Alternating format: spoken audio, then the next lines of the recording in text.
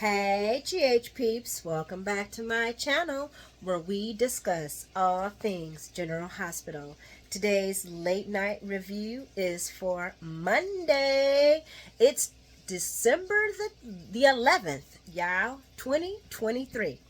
So first, I owe some apologies. I owe some apologies to you guys because I was not able to post on Friday. I don't think I mentioned it before, but I'm going to go ahead and talk about it now. Friday was my birthday. I turned 51. Woo woo! I reached a big 5-1, y'all. It was great. My son surprised me out, took me out to dinner with my whole entire family. I had a great time. Then we went out and had drinks, and let's just say your girl drunk too much, okay? I drunk way too much. I was dead. I just came back alive. I was unalive for almost a day and a half, and I'm just coming back alive. No, that line of drinking is no longer for me, and that's okay. That's okay. I thought I was maintaining. I thought I was managing my shots. I was dead, guys. I died, and I came back alive. It was horrible. It was horrible. But hey, I'm 51 and I had a good time with my family. So, you only turn 51 once, right? But anyway, so hope you guys had a good weekend, and I hope you guys had a good first day to the start of the work week. Mine was pretty smooth selling. I'm feeling a lot better today. But anyway, how was your GHing? Was GHing for you? Any thrills, feels, chills? Me, if anything, it had me questioning some more things, like the situation with Dex and his WSB guy, his dad, and wouldn't that be great if WSB guy was his dad? Because then, could you just imagine? Then he would figure out, and you met, and Sonny's got, Dex under his wing. You took my son, whatever. It'd be interesting. But anyway, let's talk about it, guys. Let's talk about it. So the show starts off at Finn's place. And we had just got through hearing little Violet sing her favorite song that now she wants to sing at her uncle's wedding. They just letting this child carry this storyline. It's just insane. But anyway, so basically they agreed to her singing either at the wedding or at the reception. And I ain't gonna lie, the song was cute. I'm not gonna be a hater. The song was cute. But then Violet starts, Violet's a little pressurer, you know what I'm saying? She starts pressuring Chase and Brooklyn about where they're going to have their wedding, when are they going to have their wedding. And it was funny that when they were like, when Liz came out, was like, well, sometimes these things take planning, and it could be like, year sometime, to get everything set and the date. And she was like, a year? And Chase and Finn looked at their dad like, and then Brooklyn was like, no, it'll probably be less than a year. So we know now that this wedding is going to be moved up a little ahead for Gregory so he can be present, which I think will be great. I wonder if we're going to get a Valentine's Day wedding. And then Violet. You gotta love kids, man. Then she says, oh, well, you know what? We could do a double wedding, and she looks at her dad and Elizabeth and like, y'all could get married too. I don't know what's wrong with 2 grooms and two bridesmaids. And Liz is like, oh, I think the star needs help. Finn, you want to fix that star? I think that star needs help. I think it needs surgery. And they lift little Violet up and whatever she does to star. And Grandpa Gregory gets to read her. It was the night before Christmas. And I was like, yeah, that's normally a book that is saved for Christmas, I hope they let this man make it past Christmas. That would be kind of heartbreaking if he was to pass before Christmas. But, I guess we will see. But I thought it was a little odd that he was reading that book to her now. You know what I'm saying? And then she did see her grandpa using the cane, and she was like, what's going on, basically, in the kid way. And he told her, I just think Grandpa needs a little bit more help. And she's like, you know what, that's okay, Grandpa. We all need help sometime. And it was cute, but you could see how she was studying him. Violet is a very good actress. Everybody says she's annoying for a kid and all that stuff, but she's a very good actress. Because you've seen how she was reading Grandpa. She was checking him out. You know, like any other child would, looking at someone they love, watching their body change. So I like this storyline. I know not too many people do, and it's okay, but it's okay for me. It's so, what can we do? And then we flash over into Finn's getting comforted by Elizabeth because he's also realizing that this will most likely be his dad's last Christmas with the family. So it's kind of sad, and whatever. Moving along. We go over to the Ashfords. And Curtis is looking at the laptop, checking out this experimental procedure that Portia has talked to him about and got him signed into. And Marshall's making a joke about, I guess you're not looking at your Christmas list, or you're not making your Christmas list. And he's like, well, if I get this wish, I'm not wishing for anything else. And then he proceeds to tell Marshall about this experimental procedure that Portia has gotten him signed up into. And Hat Daddy so Portia got you signed up into that, huh? And he was like, yeah, Dad. So she's okay with you being a guinea pig. For some experimental procedure, because Curtis tells him after, the upside of him walking, the downside could be him not walking, or who knows what. They don't know. And he's like, I don't like that. That's too many, not so, I don't like that, So you okay with being a guinea pig? And Portia's okay with you being a guinea pig. And he's like, well, no, it's my decision. And she is my wife. She did bring it to me. But it's totally my decision. But do you have a problem if I was to say yes to this? And Marshall just, he's being a father. I'd be concerned too. I'd be like, okay, but this is experimental, And I guess the plus side is that Curtis would be able to walk within a week. So that's the plus side. What does he say though? Curtis does say that he is scared. And Marshall understands that. And, he encourages him. So we're going to see how this plays out. We know he's going to do it though. But I guess he's going to be walking with them. I think they're going to get the surgery in January. Then we go over to Dex's place. Now this was kind of a sad, very, very, very sad story. Because, him and Joss are sitting there eating sushi. And Dex starts cleaning up, and they're talking about what he can cook for her next, because, he's her servant. And what he can make for her next time. And she's like, while we're out, we can get a tree. Dex said, nah, I passed on a tree. I don't need no tree. And she's like, what you mean? Am I dating a Grinch? And he's like, nah, just they're messy. They die. They leave things. And she's like, oh, the horror. And he's like, no, but Christmas is for kids. And she's like, well, it's supposed to bring back the child that's in your heart, of hearts and beautiful memories. And I'm still thinking to myself, oh, I'm sorry, Josh. Not everybody has a beautiful Christmas story. I'm not hating on Josh. I just thought that was kind of like, you are friends with Adam. Do you think he has great Christmases? I mean, come on, Josh. Not everybody has a great Christmas. And Dex lets her know, yeah, maybe your childhood, but not mine. And she's like, what? She said, so you don't want an ex-Christmas tree? And I'm like, the fuck, Josh? You're not reading the room. Josh was not reading the room. Josh just was not reading the room. Must have been the sushi or something, I don't know. And Dex is like,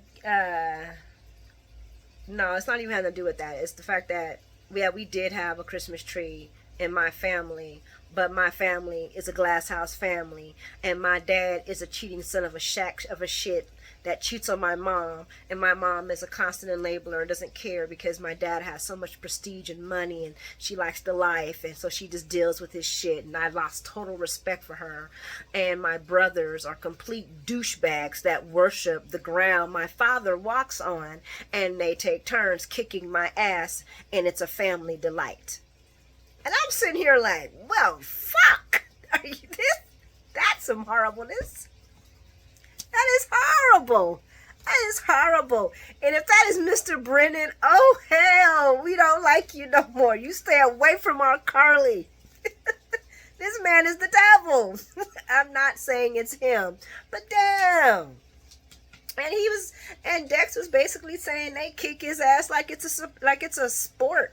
And she's like, well, are they doing that because of your mom? Because you protect your mom? He's like, me and her don't like each other either. I'm like, well, this poor baby. This poor unfortunate baby.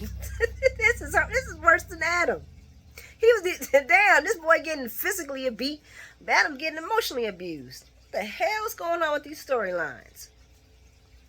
And Joss apologizes to him, she's like, I didn't really want to open up that kind of wound. Well, he says that. He's like, I'm sorry. I didn't, we were talking about Christmas trees and here I am, She's like, hey, I love you, man. It's for the better, for the worse. I'm here, it's all good. I'm just glad you were, able to tell me what's going on. And I'm just like, what? And I'm sitting here like, damn. And he really can't stand his brothers. He's like, they're arrogant and they worship the ground their father worship the ground their father walks on, and they're just like good old dad. So it makes me wonder, is Brennan a brother? He would be way too old to be a brother, so he's got to be the dad. And that's what the rumor chat line is, guys, that Mr. WSB sexy man is Dex's dad. It would be nice to find out if Dex was adopted and that maybe somebody else was Dex's dad, because his parents were, that's his horrible house to grow up in. But that's how he got enlisted into the military right out of high school, because he wanted to make a name for himself and say, F all of them losers, I'm doing me. And he's got his Jossie, so they good to go. Moving along, we're at the penthouse with Miss Sunny. Mr. and Mrs. Corinthos. And she's got the little guy bringing in all the gifts. And Sunny's like, well, did you leave anything left at the store? And she's like, oh, no, you Sunny. Oh, you're so funny. And she starts naming down the gifts.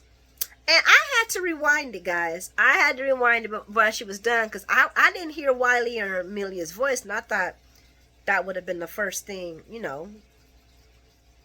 her grandbabies, because I'm telling you, that's the only people them are my mama, and they are the only people that get gifts from me this year. So grandbabies come quick, that's the top notch for grandmas. And she didn't mention that. I was like, that's weird. And Sunny was like, well, what about them too? And I was like, yeah, Sunny, what's up with that? And she's like, well, I just don't want to piss off Michael. And I'm sitting here like, oh my gosh. No, she did. No, she did. No, she didn't. Are we doing this again, Nina?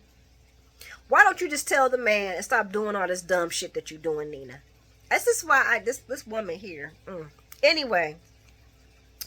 And he's like, see, and he's like, yeah, I kind of figured something was going on. And she's like, well, I just don't want to, provoke Michael. And he says, well, you know what? I'm going to call Michael on your behalf. And she's like, no, don't do that. Don't call him. And I'm like, yeah, Nina, why shouldn't he call him? Why shouldn't he call him, Nina? Why won't you just tell him yourself, girlfriend? Why won't you just tell him your son is blackmailing me because I called SEC on Carly and Drew? Pow, there it is. I will pack my bags and I will leave. Fuck you and your kids and all that other shit. I don't have time for this. I am Nina motherfucking Reeves. Bye, bitches. But no, what does she do? She cow tongues. Oh, no, don't do that. Don't do that. No. I'm so happy, and I remember how sad and hurt you were when y'all weren't really talking, and things are starting to get better, and everybody's happy, and you guys are happy. And I'm looking like, and you just once again gave up, just ain't going. Couldn't have me under no fork and knife. No way, slicing me up like some steak. I think so. And Sunny's like, well, look, I know my son. I love my son. He's loving and he's loyal. But he's also the worst enemy that you can have. And Nina's like, why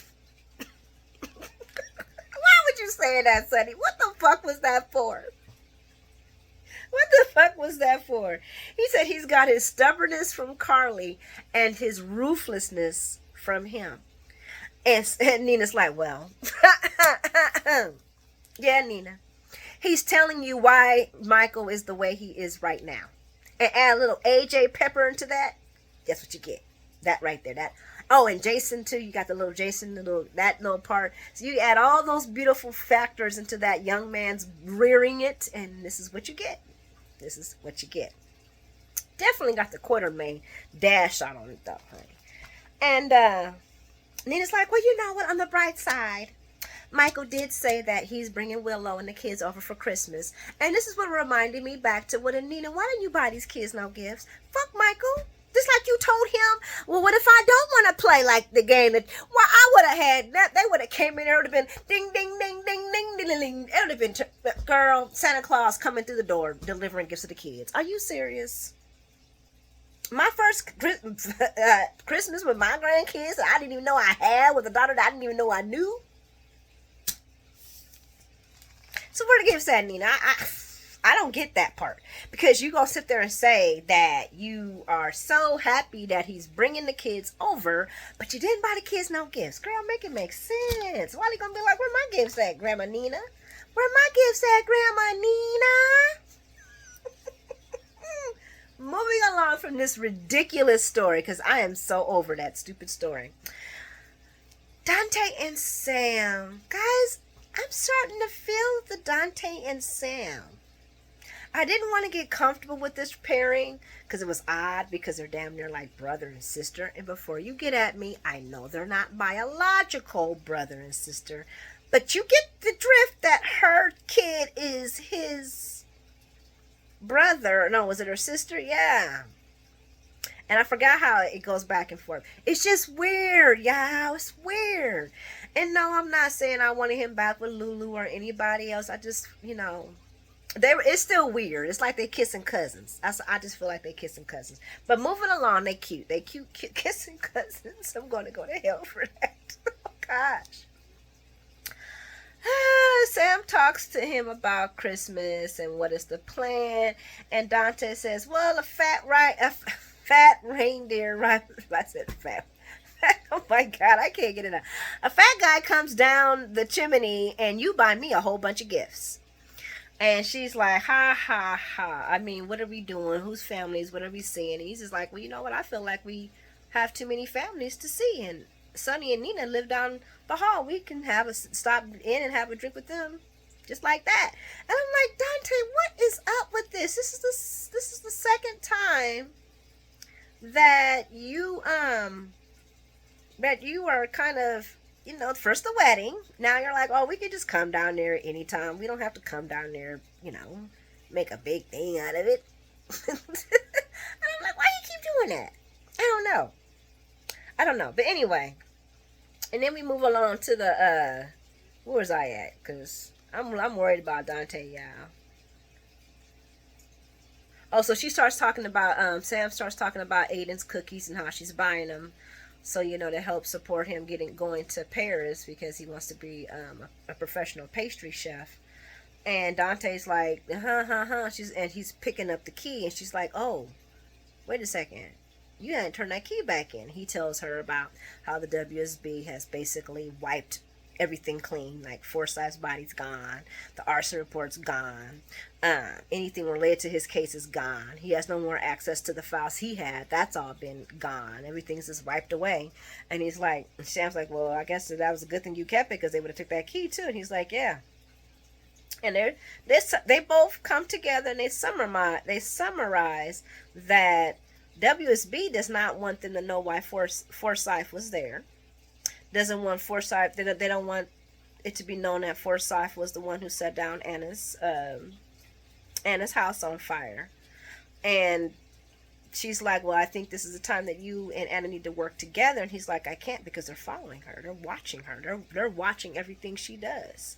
I can't do this. I have to do this alone. And Sam's like, wait a minute. Hold up, honey. The WSB, they had a hold of you last time, and they almost wrecked your whole entire life. I'm not comfortable with how this is going.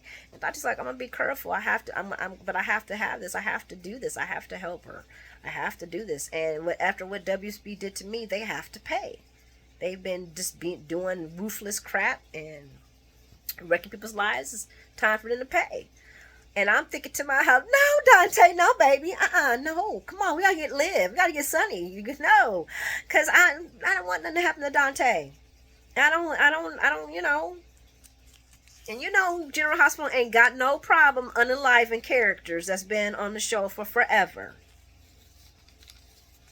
I don't know. I don't feel comfortable with that because what's gonna happen to Rocco? He already don't got his mama.